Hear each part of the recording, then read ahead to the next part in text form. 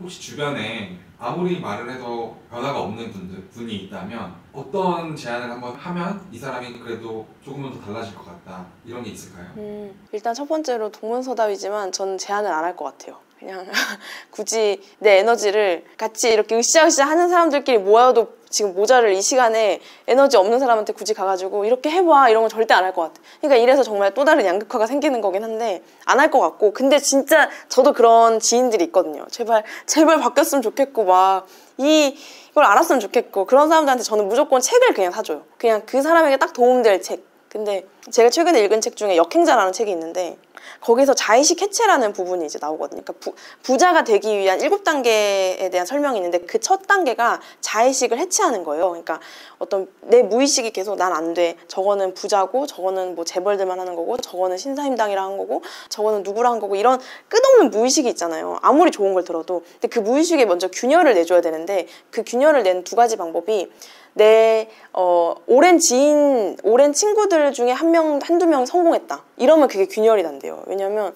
이제 쟤도 했는데 나라고 못하겠어? 이런 것들. 그리고 두 번째는 근데 그럴 확률이 좀 적잖아요. 내 친구 중에 그렇게 성공하는 사람이 나오기가 되게 힘드니까 그런 스토리를 가진 책을 읽는다. 50권 이상. 이게 그 방법이었거든요. 아마 자청님이 신사임당의 채널 나와서 했던 말이기도 한데 저는 그게 진짜 맞는 말 같아요. 그러니까 무의식에 진짜 균열을 내줘야 된다. 그래서 난 안 돼, 뭐 나는 뭐 부모님도 이런 상황이고 뭐 나름의 각자 상황이 있잖아요. 그러면 그런 상황을 겪은 사람의 책 혹은 유튜브 스토리, 유튜브 영상, 인터뷰 이런 거를 이제 보내주면은 내가 말하는 것보다 훨씬 더 그 파워가 있을 것 같아요. 그래서 이걸 보시는 분들이 꼭 친구 아니더라도 나만 해도 전 이런 영상 100번 보고 100번 구독해도 진짜 안 바뀌어요, 진짜 못하겠어요 라고 하면은 일단 첫 번째로 막 그렇게 변화하고 싶은 욕망이 없는 분일 확률이 좀 높다. 이게 결국 생각이 바뀌면 행동이 바뀔 수밖에 없는데 행동이 안 바뀐다는 건 생각이 아직 덜 바뀐 거다. 그리고 근데 저 생각 바꾸고 싶어요 라고 한다면 무조건 그거 관련된 책을 읽어야 된다 라고 제가 그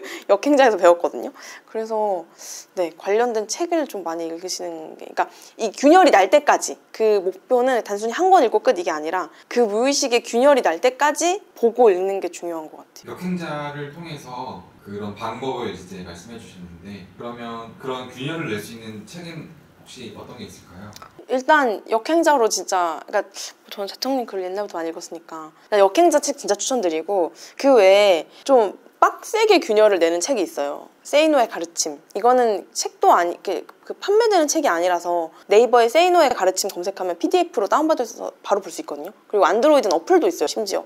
이분이 이제 완전 경제적 자유를 이룬 한 50대 분이 2000년도에 쓴 칼럼의 모음집이에요. 근데 정말 자본주의에 대해서 세게 말해주는 분이고, 이게 일단 균열이라기보다는 정말 정신 차리고 똑바로 살아야겠구나 이런 생각이 좀 들고, 그 다음에 이제 뭐 이 무의식의 균열을 내는 거는 좀 각 상황마다 좀 다르니까 뭐 좀 애매하긴 한데, 저 같은 경우는 부동산에 있어서 사실 좀 서울 집값 솔직히 이해 안 갔거든요. 근데 그 부의 인문학 읽으면서 완전 이해가 갔어요.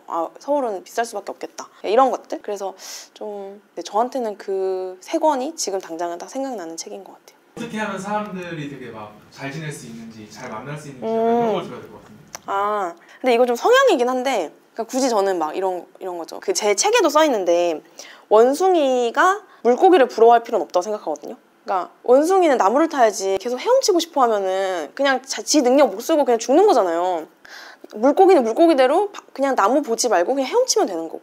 그래서 저는 성향이 완전 극이형에다가 그냥 사람 좋아하고, 근데 저를 보면서 굳이 막 김짬분 저렇게 사람 만나고 다니는데 왜 난 못하지 이럴 건 없는 것 같아요. 그냥 내가 혼자 있는 거 좋아하면 혼자 하면서 또 할 수 있는 것들 있잖아요. 그래서 그렇게 하면 되는데, 만약 저 같은 성향이신 분들이 이제 이걸 본다면은 저는 좀 방어 기제가 좀 낮아야 된다고, 이것도 자청님한테 배운 건데 그러니까 누군가를 봤을 때 질투나고 부러운 감정이 들면은 대부분은 그 사람을 깎아내려요. 저거 뭔가 다른 것 때문에 된 걸 거야. 쟤 저거 무슨 뒤에 무슨 꿍꿍이가 있을 거야. 왜냐면 그래야 이제 내 자아가 다치지 않으니까. 이 모든 내용은 역행자에 나오는 내용입니다. 제가 이것도 저도 배운 건데 근데 이제 이 마음이 들면은 아 내가 지금 내 자의식이 상처받지 않기 위해서 저 사람을 깎아내리고 있는 거구나. 사실 저 사람한테 배울 게 되게 많을 텐데 그럼 내가 지금 왜 질투가 나고 왜 부러운 거지? 그 찾아보면 다 이유가 있거든요. 예를 들면 이런 거죠. 아까도 저보다 구독자가 낮은데 커뮤니티 운영을 잘해요. 그러면 어떻게 보면 예전에 저는 그래도 구독자 낮잖아. 구독자 높은 게 짱이지. 커뮤니티 운영 잘하면 뭐해. 약간 이렇게 생각했을 것 같아요. 근데 지금은 아 이런 질투가 나는 걸 보니까 내가 커뮤니티 운영을 나도 잘하고 싶은가 보다. 그럼 저 사람한테 연락해서 내가 그 부분을 배워야겠다. 이렇게 해서 저는 이제 연락을 해서 뭐 DM이나 뭐 DM 거의 대부분은 DM으로 해요. 연락처를 거의 모르니까 DM이나 뭐 아니면 유튜브에 댓글을 단다거나 해가지고 이제 저를 알리고 먼저 손 내밀어서 그렇게 만나서 듣고 배우고 하다 보니까 이렇게 되는 것 같아요. 우리가 사람이 뭐 그릇이 넓은 사람, 좁은 사람 이렇게 흔하게 얘기하는데 딴분님은 그 그릇을 넓혀가는 과정을 지금 경험한 걸 공유해 주시는 것 같다는 느낌이 드네요. 감사합니다. 근데 진짜 전 되게 좋은 세상에 살고 있다고 생각해요. 뭐 자의식 해체 이런 말을 우리 부모님 시대에 알았겠냐고요. 그냥 질투 나면 질투 나는 거고 사촌이 땅을 사면 배가 아픈 게 당연한 건데 지금은 아 이거 방어기제다. 내 자의식 보호하려고 저 사람 까내리는 거다. 사실은 저 사람한테 배울 게 진짜 많은데 이런 걸 저는 다 이제 책과 영상을 통해 배웠거든요. 그래서 지금이 너무 좋은 시대라는 것만 알아도 저는 할 수 있는 거 진짜 많다고 생각해요. 그러니까 이런 걸 알려주는 사람들이 너무 많고 뭐 강의도 많고 이런 게 누군가는 책팔이 강의팔이라고 하고 누군가는 와 인생 강의다 인생책이다 이러면서 인생을 바꾸잖아요. 그래서 조금만 그런 부분을 다르게 생각하는 게 진짜 지금 시대에서는 또 다른 부를 만드는 길이 아닌가. 근데 옛날에는 진짜 그런 성향이셨어요? 완전 그런 성향이죠. 쟤는 뭐 이거밖에 안 되는데 네. 뭐 별거 없을 거야. 약간 이런 성격이셨어요 원래? 네, 그냥 근데 거의 그렇지 않나? 그냥 누굴 보면은 막 이렇게 성향이 이렇게 막 센 성향은 아니어가지고 막 이렇게 쌈딱은 아니었지만 그냥 속으로 질투 나면 그냥 혼자서 양치하면서 그런 생각하잖아요. 근데 걔 그런 거 안 좋을 거야. 뭐 이런 거 있잖아요. 걔 근데 그거 안 행복할 걸? 막 이런 거. 연예인 얼마나 불행할까? 뭐 이런 거. 연예인 걱정 내가 해. 뭔지 알죠?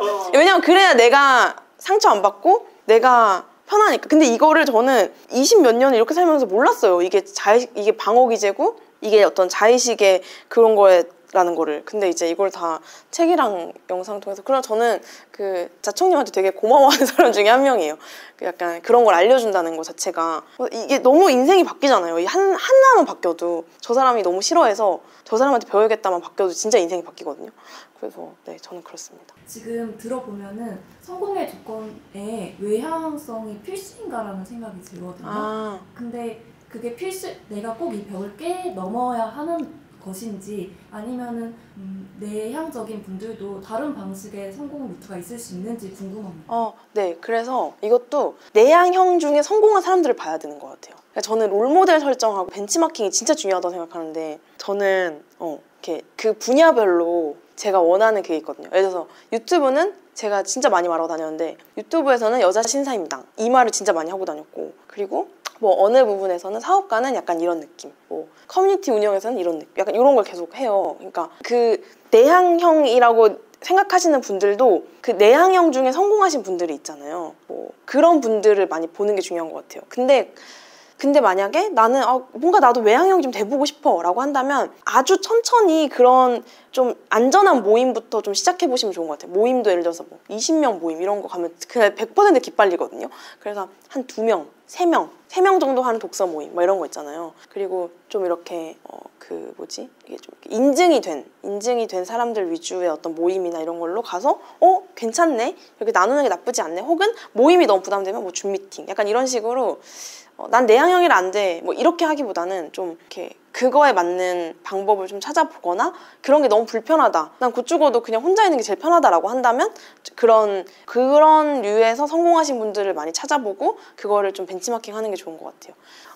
예를 들어서 뭐 작가님 같은 분들은 이렇게 정말 글 쓰시는 시간이 많잖아요. 혼자서. 그런 분들도 뭔가 뭐 월 구독료로 이렇게 해가지고 어떤 레터를 발행해서 돈을 번다든지 뭐 이런 것들이 있잖아요. 그래서 꼭 굳이 외향형이 될 필요는 없다. 그냥 내향형이든 외향형이든 이건 상관없이 그냥 내 기질대로 그냥 성공하면 된다. 이렇게 생각해요. 어느 정도 모았으면 나 이제 잘 쓰는 것도 연구해봐도 되겠다. 그런 금액이 있을까요? 근데 사실 모으면서 잘 쓰는 연구는 계속 해야 되는 것 같아요. 제가 조금 후회됐던 게 이제 1억 모으고 좀 현타가 왔던 게 잘 쓸 줄 모르는 거예요. 그래서 진짜 와 이게 써본 놈이 쓴다고 하잖아요. 써보질 않으니까 뭐가 좋은 소비인지 전혀 모르겠는 거예요. 그냥 아끼는 건 할 수 있는데 저는 아끼려고 제가 돈 모은 게 아니잖아요. 부자 되고 잘 쓰고 잘 먹고 잘 살고 싶어서 돈 모으고 시드머니 모으고 투자 시작한 건데 이게 모으는 걸 너무 추중하니까 그걸 못 하더라고요. 그래서 저는 10원이든 100원이든 1000원이든 모으면서부터 잘 쓰는 것에 대한 공부 이런 걸 좀 경험을 해보셨으면 좋겠고 금액은 상관없다고 생각하는 게 일단 어떤 한 자산을 사고 난 뒤부터는 좀 그렇게 써보는 연습도 많이 해보면 좋은 것 같아요. 저는 이제 부동산으로 처음 시작했으니까 부동산이라는 큰 자산을 먼저 사본 다음에 좀 해보는 걸 추천드리는 게 이게 자산을 한번 사보면은 사실 막 그런 굳이 이렇게 쫌쫌따리 소비에 마음이 별로 안 가더라고요. 초반에는. 지금은 마음이 많이 가지만 초반에는 굳이 이렇게 안 가길래 약간 그 자산 사보는 경험을 먼저 한 다음에 그러니까 주식도 뭐 이렇게 적립식으로 넣는 거 말고 예를 들어서 내가 정말 크게 한번 넣었다 뭐 이런 어떤 큰 자산을 한번 사본 경험을 한 뒤에는 소비로 좀 넘어가도 되지 않나. 잘 쓰는 팁 같은 거 있어요? 잘 쓰는 팁은 이것도 그냥 약간 공부인 것 같아요. 저는 요즘에 옆집 언니 최 실장님 영상 되게 많이 보거든요. 그러니까 패션도 그냥 아무렇게나 사는 게 아니라 나에게 어울리는 거 사고 화장을 하더라도 나에게 어울리는 걸로 하고 좀 그런 거. 그러니까 마구잡이가 제일 위험한 것 같아요. 그러니까 제가 최근에 제 영상에서 추천한 건데 챌린지유님이 알려주신 건데 젠페이스라는 어플로 퍼스널 컬러 진단을 할 수 있어요. 그러면 나에게 무슨 색깔이 어울리고 어떤 화장이 어울리는지 알 수 있거든요. 근데 저는 여태까지 좀 진한 섀도우를 했던 거예요. 지금 약 3달 전까지. 저는 진한 섀도우를 하면 약 5년은 늙어 보이는 사람이거든요. 봄웜이라서. 그러니까 저는 그냥 깔끔하게 아이라이너 한 줄, 깨끗한 피부 표현. 이게 저랑 가장 잘 어울리는 건 거예요. 그래서 최근에 제가 듣는 피드백이 오늘 PD님도 그러셨는데 왜 이렇게 밝아지셨어요? 왜 이렇게 뭐 얼굴이 좀 화사해졌다고 말을 많이 듣거든요.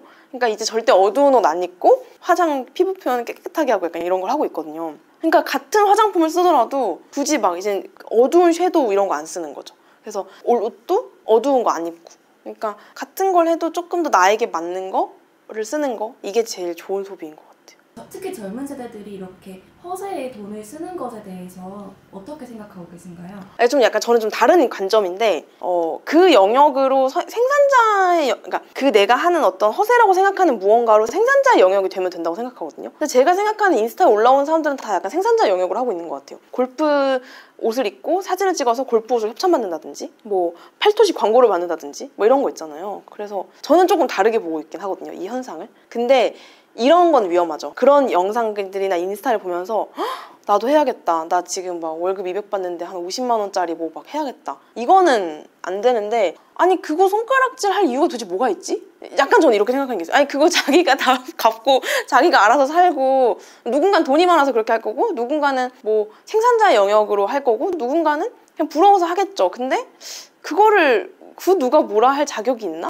저는 무조건 내가 쓴 돈에 뽕을 뽑자라는 마인드만 있으면 생산자 영역이 된다고 생각해요. 실제로 저도 골프로 뭔가 인스타그램을 해볼까 유튜브를 해볼까 고민했던 게 뭔가 골프 PPL 이런 게 진짜 많더라고요. 그래서 제가 요즘 살 빼고 있거든요.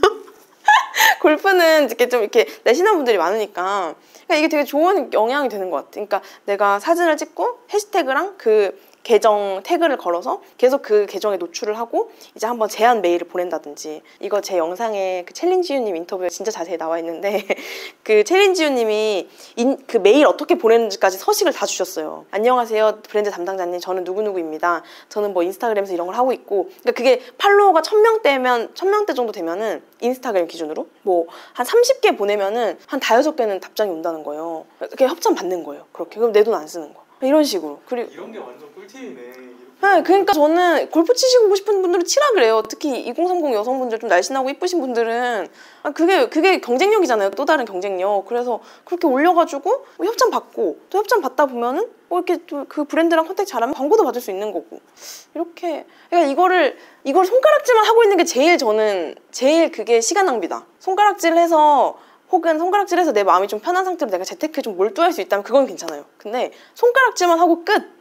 야 저거 허세야. 그러고 자기한테 뭐가 남아? 이렇게 생각하거든요. 그래서 저는 요즘에 많이 던지는 질문이 그래서 나한테 남는 게 뭐예요를 진짜 많이 물어보거든요. 근데 없어요, 대부분 그렇게 하는 게. 그래가지고 저 사람은 저렇게 잘 살겠지 냅두고 그럼 골프가 유행이네? 테니스가 유행이네? 내가 이걸로 어떤 걸 할 수 있을까?